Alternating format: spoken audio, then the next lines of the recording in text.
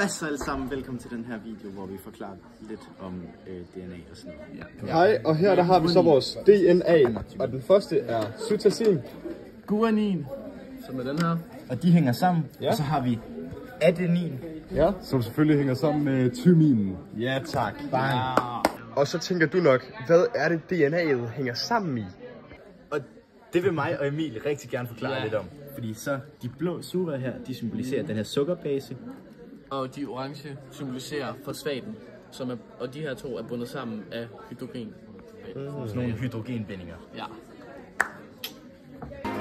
Og så vil vi bare gerne sige tak herfra.